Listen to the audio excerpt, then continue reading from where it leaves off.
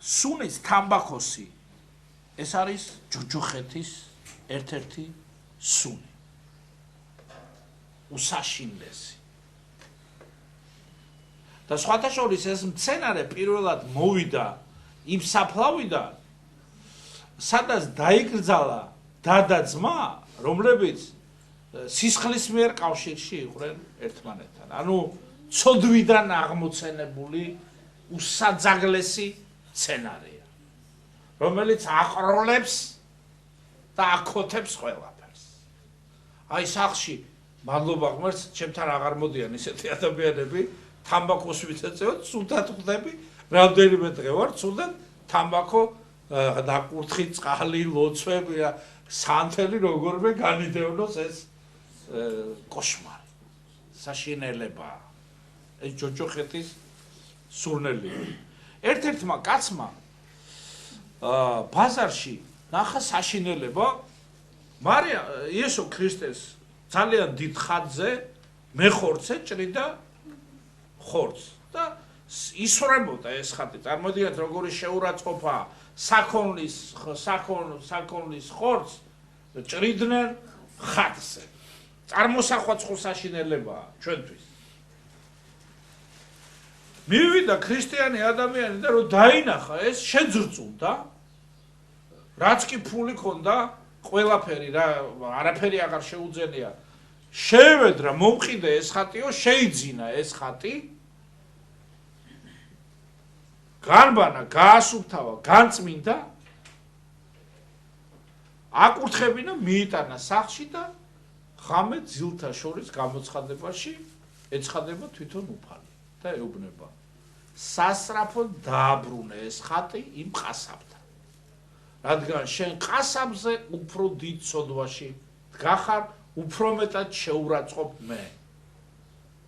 თურმე რა ხდებოდა? ეს ქრისტიანი ეწეოდა სიგარეტს. შენი ბილწი ბაგეებით, რომლითაც ეშმაკს უკმევ, მერე მოდიხარ წმინდა ბარძიმთან და უფლის პატიოსან ხორცსა და უხსნელ სისხლს ეზიარე. და რა თქმა უნდა მიხვდა რამხელა ცოდვაში იდგა ეს ადამიანი და თამბაქოს წევას თავი დაანება. ესე იგი, რამდენად საზარელია წარმოიდგინეთ თამბაქოს წევა, ქრისტეს ერჩია მის ხატზე ეჩეხათ ხორცი, ვიდრე იმ ოთახში, სადაც ეს კაცი თამბაქოს ეწეოდა, ეს ხატი ყოფილიყო. ესე იგი, ეს გამონაბოლ ქვი უფრო მეტად შეურაცხმყოფს, ვიდრე საქონლის ხორციდან წარმომდინარე სისხლი და ნაჯახის ტყმა. ამიტომ საშინელებაა, როდესაც აი ხატები სად უნდა დაკიდო ოჯახში. გინდა რომ ყველგან ეკიდოს, ხო? იმიტომ რომ როცა ქრისტე გიყვარს, მარიამ ღვთისმშობელი გიყვარს, წმინდანები გიყვარს, ამაზე მშვენიერს და ლამას რა შეიძლება რომ უყურო? თან მადლი მოედინება, ხო გრძნობთ ამას.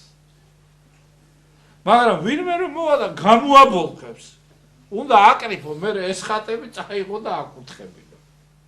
დროს შეურაცხყოფს. რა თქმა უნდა, ჩვენ გვაქვს უკვე იმდენი კადრიერება, თუ ვინმე მოვა ასეთი, მოგეძალებულად თხოვოთ, ასეთები მადლობა ღმერთს აღარ დადიან. ჩვენთან, იმიტომ რომ წლები გავიდა უკვე 20 წელია, 22 წელი, იცვლება ცხოვრება, მსგავსეძებს და მსგავსისათანა განისვენებს, ხომ ასეა? ბოლოს და ბოლოს ყველანი მოკვდავები ვართ. თუმცა უკვდავებისთვის გაგვაჩინა ღმერთმა და არაჩვენი დამსახურების გამო ეს უკვდავება გვაჩუქა.